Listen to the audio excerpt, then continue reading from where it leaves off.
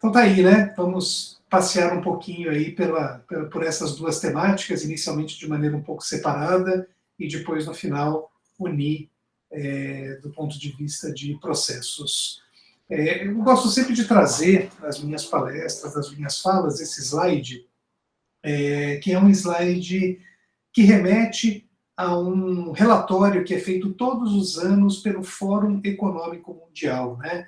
Esse é um relatório que já saiu agora em 2022, referente ao ano de 2021, e esse relatório se chama Relatório de Riscos Globais. Esse é um relatório que traz a visão dos principais especialistas, dos principais economistas mundial, sobre quais são os principais riscos globais a que a população mundial está submetida e o planeta como um todo, né? Nesse relatório tem esse quadrinho que mostra, acho que a primeira coisa que chama a atenção são as cores, né? A gente vê aí que existe uma predominância de cores verdes primeiro, depois vermelhas, depois azul e um pouquinho de marrom, né? Os riscos que estão em verde são riscos ambientais, aos quais nós estamos submetidos, estamos expostos. Os riscos vermelhos são riscos sociais, em azul os econômicos, e em marronzinho ali, em laranja, os geopolíticos. Então veja que, segundo os especialistas, né, segundo essa pesquisa realizada com especialistas da área de economia, os três principais riscos globais, o primeiro, o segundo e o terceiro colocados, são riscos relacionados às questões ambientais. E isso é muito significativo para mim, especialmente que sou biólogo de formação, ver que os economistas estão reconhecendo realmente a dimensão e a gravidade para a economia e para todos os outros processos planetários das questões dos riscos relacionados ao ambiente. Então, nós temos, em primeiro lugar, a questão da mudança climática, né, falha das ações climáticas, eventos climáticos extremos, e o terceiro, perda de biodiversidade. Perda de biodiversidade está muito relacionada justamente a tudo que a gente tem visto, especialmente nos últimos 3, 4 anos, né, com índices cada vez maiores de desmatamento na Amazônia, queimadas no Pantanal, e não só no Brasil, mas em todos os países que abrigam aí, principalmente florestas tropicais, né? Então, toda vez que a gente causa um impacto muito grande nesses ambientes que são muito biodiversos, a gente tem uma perda consequente de biodiversidade, o que afeta não só localmente, mas se a gente pensar na Amazônia, afeta o planeta de maneira global. A gente tem depois o quarto, quinto e o sexto colocado como riscos relacionados a problemas, desafios sociais. Então, os problemas de erosão social, as crises múltiplas, né, de vizinhança e as doenças infecciosas, que é o que a gente está vivendo aí, tem vivido, né, nos últimos 2 anos e pouco, especialmente relacionado à questão ainda da Covid-19, agora da H3N2, da gripe, né? Então veja que, no fundo, todos esses desafios ambientais, sociais, econômicos, geopolíticos, eles estão intimamente conectados, né? Todos eles, um influencia o outro e o outro influencia o um de alguma forma. Só para a gente dar uma nivelada nos nossos conhecimentos, tenho certeza que muitos de vocês conhecem bem a questão da mudança climática, né? Mas é muito importante mostrar para vocês, pelo menos dar um panorama do que se trata, do que a gente está falando, né? Nós temos aí uma ilustração que eu gosto bastante, que mostra o planeta, mostra ali as diferentes camadas da nossa atmosfera, né? Essas camadas em azulzinho mais claro, né? E a gente tem o Sol ali, com toda a sua potência, né, de produção de radiação, produção de calor, produção de luminosidade, mandando radiação solar de maneira constante para o planeta Terra. Parte dessa radiação é absorvida pelos oceanos, é absorvida pelos continentes. Parte dessa radiação laranja que vocês estão vendo ali, ela é refletida pela superfície do planeta, principalmente pelas regiões onde são mais brancas, né? Onde tem mais gelo, onde tem mais neve, essa radiação volta para o espaço, e parte dessa radiação, ela bate na superfície terrestre, ricocheteia na atmosfera, volta para a superfície, ricocheteia na atmosfera, e toda vez que há esse ricochetear da radiação solar, nós temos liberação de radiação infravermelha. E é justamente essa radiação infravermelha que mantém o nosso planeta quentinho, vamos dizer assim. A temperatura média do nosso planeta gira em torno de 14 a 15 graus Celsius, né? E essa temperatura média ela é mantida principalmente pela liberação dessa radiação infravermelha que ajuda a manter o planeta aquecido. E na atmosfera, os principais gases que retêm essa radiação são o gás carbônico, metano, óxidos nitrosos, clorofluorcarbonados, ozônio, vapor de água, entre outros. E o que tem acontecido, especialmente a partir do período industrial? Nós temos tirado do fundo da Terra carvão e petróleo, em especial. E nós temos utilizado esses dois elementos como dois dos principais elementos para, primeiro, geração de energia, obtenção de energia, e, segundo, fabricação de diferentes produtos, né? E a queima desses combustíveis fósseis, que vocês conhecem tão bem, né, que está aí no nosso dia a dia, né, eles liberam uma grande quantidade, por exemplo, de gás carbônico. E o acúmulo de gás carbônico na atmosfera torna a atmosfera capaz de reter mais calor próximo à nossa superfície.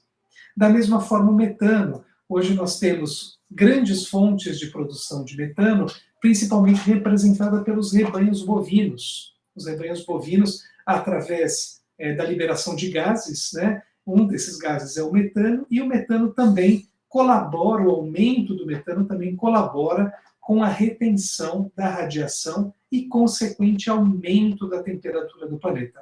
É por isso que a gente fala que o planeta está aquecendo, a gente fala em aquecimento global, e esse aquecimento global ele tem gerado mudanças na dinâmica do planeta como um todo, atmosférica, dinâmica também das correntes oceânicas, dinâmica de ventos sobre os continentes, ou seja, essa mudança de temperatura que pode parecer tão tênue, de apenas 1,1 graus Celsius em relação ao período pré-industrial, ela já tem causado grandes variações no clima do planeta. Então, eu tenho aí esse gráfico, que foi um gráfico que foi produzido no último relatório do painel intergovernamental de mudanças climáticas, o IPCC, e a gente vê aí claramente, né, independente de ser a curva mais escura ou a curva mais clara, que nós temos a partir do período industrial, principalmente, um grande ou um significativo aumento na temperatura, que hoje está em torno, em relação à média original que eu citei, elevado em torno de 1,1 graus Celsius, né? Os cientistas estão extremamente preocupados. Nós sabemos de algumas consequências, caso, por exemplo, essa temperatura aumente em 1,5 grau, né, nós vamos ter ainda um aumento ainda maior do caso de eventos extremos climáticos, como a gente já está vendo em muitas regiões do planeta, e no Acordo de Paris, de 2018 ou 2015, se eu não me engano, eles limitaram, né, eles criaram esse acordo justamente para tentar limitar que a temperatura não ultrapasse a 1,5 grau. Infelizmente, as notícias não são boas nessa direção, nós já estamos caminhando rapidamente para chegar a 1,5 grau, e se espera que até 2030 ou 2050, caso continuemos com esse modus operandi da economia, das pessoas, do planeta de uma forma geral, nós vamos chegar a esse aumento de 1,5 grau na temperatura. Trazendo essa conversa um pouco mais próxima da gente, né? Esse é um gráfico que está disponibilizado em um relatório que se chama Análise das Emissões Brasileiras de Gases de Efeito Estufa e Suas Implicações, e a gente pode ver aí que uma das principais fontes de emissão de gases de efeito estufa no Brasil é a mudança do uso da terra e perda de florestas, né? Então, nós vemos aí que o bloco verde desse gráfico, né, é um dos grandes responsáveis ao longo da história, junto com a questão agropecuária que eu citei, especialmente por causa do metano, né, que tem aí colaborado com o aumento das emissões de gases de estufa. Eu coloquei esse dado aqui de 2019, porque em 2019, apesar da pandemia da Covid-19 e da desaceleração global da economia e de todas as atividades, o Brasil foi o único, vou repetir, o Brasil foi o único país do planeta a ter um aumento de 9,6% das emissões brutas de gases de efeito estufa. E isso está intimamente relacionado, vocês podem ver pela curva verde ali, né, pelo aumento da mudança do uso da terra e desmatamento e queimadas em biomas naturais no Brasil. Então, o Brasil está indo bastante na contramão de uma tendência mundial de diminuição das emissões, né, o que não é bom para o nosso país nem para nós. E quais são as consequências, né? Quais são os desafios socioambientais que isso tem claramente gerado já para muitas pessoas, né? O primeiro, e eu faço sempre questão de trazer essa foto, né, é justamente o aumento dos períodos e da intensidade da escassez hídrica e das crises hídricas que a gente tem vivido cada vez de maneira mais rápida e mais intensa desde 2014 e 2015. Nesse momento, apesar de toda a chuva que caiu nesses últimos dias, nesse último mês, nós ainda estamos na região metropolitana de São Paulo e muitas outras regiões do Brasil em alerta porque os níveis dos reservatórios ainda estão muito baixos. Nós temos aqui a questão das queimadas, né, porque o aumento da temperatura leva a secar, né, certas regiões florestadas do Cerrado a secarem com maior intensidade, o que aumenta a probabilidade de incêndios e, claro, a intensidade também desses incêndios. A gente tem ondas de calor, essa foto aqui da direita embaixo, né? Ondas de calor cada vez mais extremas, né? A Europa tem vivido isso de maneira extremamente contundente, né? Batendo recordes de temperatura em cima de recordes de temperatura. E nós temos aqui essa foto de uma cidade da Alemanha, né? Que vocês devem ter visto também, que sofreu aí demais com as enchentes e com as chuvas, né? E faço questão de lembrar aqui, com muito pesar e com muita dor no coração, do que aconteceu em Petrópolis, né? De ontem para hoje, com as intensas chuvas, o desbarrancamento de morros, né? Por causa da chuva, e afetando aí populações que vivem em área de risco por não terem opção de viver em outra região, né? Essas populações vulneráveis são as que mais sofrem com as mudanças climáticas, e hoje nós já temos, pelo que eu vi nas notícias aqui, mais de 80 óbitos, infelizmente, registrados. Então, ao longo da nossa história enquanto espécie, a gente tem se afastado dessas questões, né, que relacionam, né, a nossa vida, os nossos hábitos, as nossas escolhas com os desdobramentos ambientais que elas causam. E aí que eu acho que temos aí um caminho muito interessante, né, que é o caminho que vocês viram lá no curso, né, no Circular Academy, que é justamente promover uma transição de uma economia linear para uma economia mais circular, como eu vou mostrar para vocês. Então, na economia linear, eu também não vou ficar aqui chovendo no molhado, né? Ficar repetindo aquilo que vocês já viram no curso do Masterclass, mas a economia linear ela tem essa característica de extrair uma quantidade enorme de recursos, produzir ainda com altas taxas de desperdício, gerar um consumo de produtos que fica muito pouco tempo na mão dos consumidores e que rapidamente são descartados na forma de lixo, né? Então, a gente tem tratado a economia linear, entre outros aspectos, como se o planeta tivesse recursos infinitos, o que não é absolutamente verdade, e como se o planeta tivesse a capacidade de metabolizar todo o lixo que a gente produz todos os dias, o que a gente tem visto também cada vez mais que não é verdade.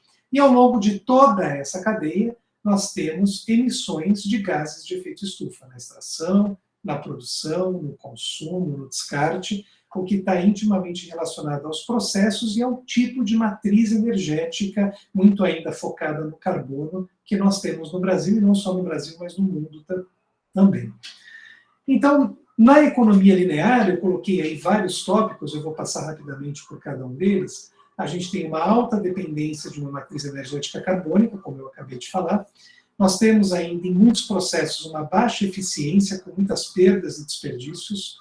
baixas taxas de reaproveitamento e reciclagem, que é o que está muito relacionado, são os, vamos dizer assim, o núcleo, né, das principais ideias da economia circular, é justamente favorecer, fortalecer o reuso de materiais que já estão em circulação.